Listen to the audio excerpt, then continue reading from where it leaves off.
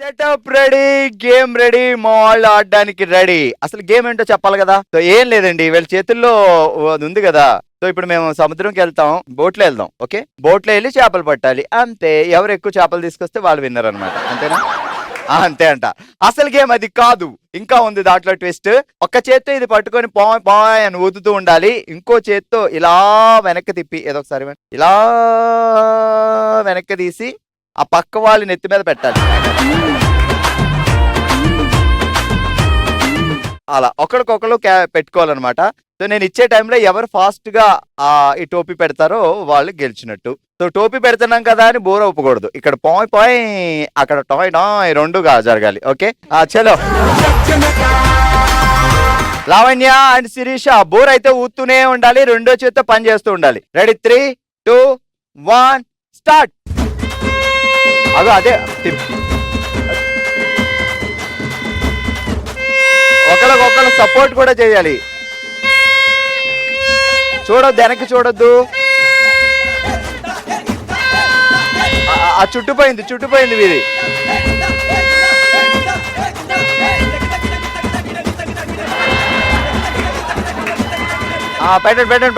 పెట్టండి.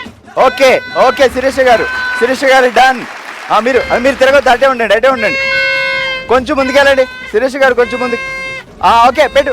Ready, super. Sirisha గారు 28 seconds and Lavanya గారు 39 సెకండ్స్ లో పెట్టారు. సో చూద్దాం నెక్స్ట్ బ్యాచ్ ఎలా పెడతారు. Okay, so take rest. So ఇప్పుడు వైష్ణవి అండ్ శోభారాణి ఉన్నారు, వీళ్ళు ఎంత ఫాస్ట్ గా ఆడతారో ఇప్పుడు చూద్దాం. 3, 2, 1 స్టార్ట్. బోర ఊదుతూ ఓకే. కొంచెం వైష్ణవి గారు కొంచెం పైకెత్త. ఓకే వైష్ణవి గారు డన్. శోభారాణి గారు మీరు పెట్టాలి, కొంచెం ముందుకు పెట్టండి. శోభారాణి గారు కొంచెం ముందుకి.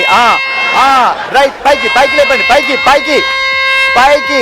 ఓకే, ఇంకో కొంచెం ముందు కొంచెం, మళ్ళీ పైకి తీసుకోండి. రైట్, పెట్టండి. స్టాప్. సో వైష్ణవి 18 సెకండ్స్ లో పెట్టేసింది, అలాగే శోభారాణి గారు కష్టపడి 24 సెకండ్స్ లో పెట్టారు. సో ఇప్పటి వరకు ఉన్నది టాప్ లీడ్ మీదే. సో 24 and 18 సెకండ్స్ గుర్తుపెట్టుకోండి. ఓకే, సో మీరు రెస్ట్ తీసుకోండి. ఓకే, మన థర్డ్ టీం వాళ్ళు రెడీగా ఉన్నారు. సో ఇప్పుడు ఉమా మహేశ్వరి గారు అండ్ రత్నమాల గారు, వీళ్ళు ఎంత ఫాస్ట్ గా కంప్లీట్ చేస్తారో చూద్దాం. మీరు రెడీగా ఉన్నారా? Ready, 3, 2, 1 start. లిఫ్ట్ చేయాలి. ఇక్కడ చెయ్యి పెట్టి, ఇక్కడ చెయ్యి లిఫ్ట్ చేయండి. కొంచెం ఓకే, పైకి లిఫ్ట్ చేయండి. ఉమామేశ్వరి గారు ముందుకు రండి. పైకి లిఫ్ట్ చేయండి. ఇంకా పైకి, చెయ్యి పైకి ఎత్తండి. మీరు ఇటు తిరగండి, చెయ్యి పైకి ఎత్తండి. పెట్టండి, వెనక్కి పెట్టండి. Okay, stop. Okay, and third team Umamaheswari garu and Ratnamala garu 24 and 36 seconds లో కంప్లీట్ చేశారు. అండ్ ఉమామహేశ్వరి గారు 36 సెకండ్స్ తీసుకుంటే రత్నమల గారు 24 లో ఫినిష్ చేశారు. సో చూద్దాం మొత్తం 6గురిలో ఎవరు ఫాస్ట్ అంటే సెకండ్ టీమ్ ఇప్పటి వరకు లీడ్ లో ఉన్నారు. సో అందరూ వచ్చేయండి. ఓకే, శివంగి 3 టీములు చాలా కష్టపడి చేపలు పెట్టారు, లేదు టోపీలు పెట్టారు.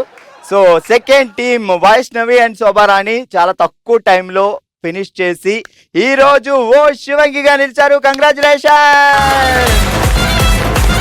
ఈ రోజు విన్నర్స్ వైష్ణవి అండ్ శోభారాణి గారు. కంగ్రాచులేషన్స్. రండి.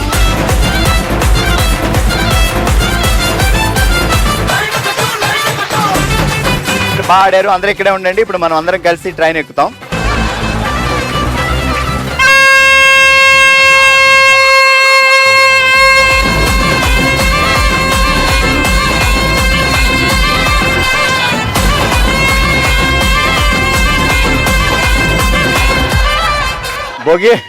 భోగిలని పట్టాలి. మన నెక్స్ట్ రౌండ్ మనసులో మాట. తన మనసులో మాటని మనమే తన కుటుంబం అనుకొని మనతో పంచుకోవడానికి మన ముందుకు వస్తున్నారు మోహన గారు. మోహన గారు ఎలా ఉన్నారు మా? బాగున్నాను సార్. సో ఏంటి మీ మనసులో ఉండే ఆ ఒక చిన్న బాధ, మనమంతా ఒక ఫ్యామిలీ కాబట్టి సో మీ ఇంట్లో మీ అన్నయ్యతో, మీ అక్కలతో, మీ తమ్ముళ్ళతో ఎలా చెప్తారో అలా చెప్పండి. తండ్రి మనకు ఫ్యామిలీలో ఇంపార్టెంట్ కదా. తండ్రి లేకపోతే ఆ బాధ నేను అనుభవిస్తున్నాను ఇప్పుడు.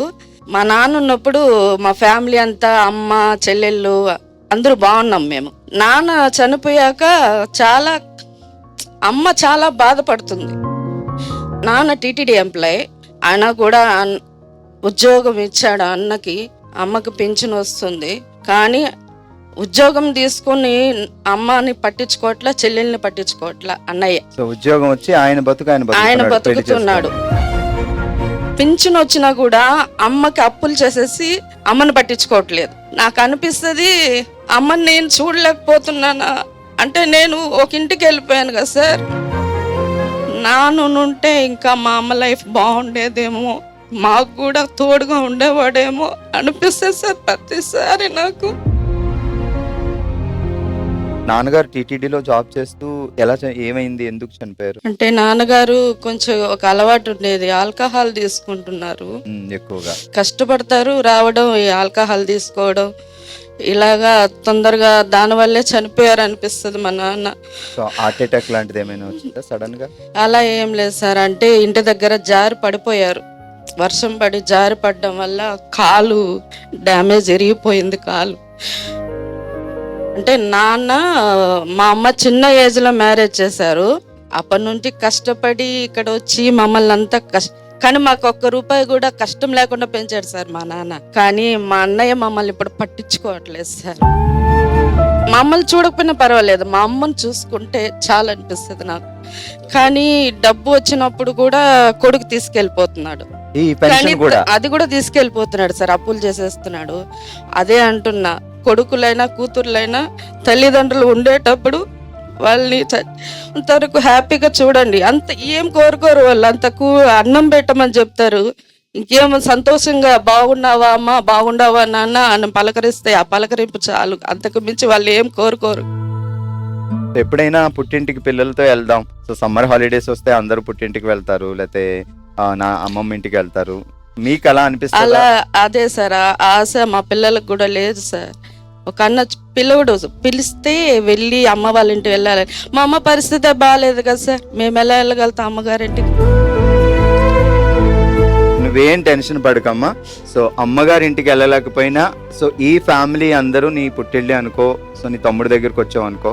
సో ఇప్పుడు నీ పుట్టింటికి వచ్చావు, సో వెళ్తూ వెళ్తూ చీరా సారీలతో వెళ్ళాలి, ఎందుకంటే పుట్టింటికి వచ్చిన ఆడబోడ్చుని మేము ఖాళీ చేతులతో పంపలేం. ఇది జెమినీ ఫ్యామిలీ అయినా ఇది మన ఫ్యామిలీ.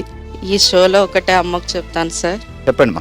అమ్మా, నేనెంతనా నిన్ను చూడలేకపోవచ్చు, నాకున్నంతలో నీకేం ఆపద వచ్చినా నాకున్నంతలో అమ్మా అంత భోజనమైనా పెట్టి నీ కడుపు నింపుతా, అదొక్కటైతే చేస్తానమ్మా. నిన్ను చూసుకుంటాను తల్లి. ఐ లవ్ యూ అమ్మా, ఐ లవ్ యూ.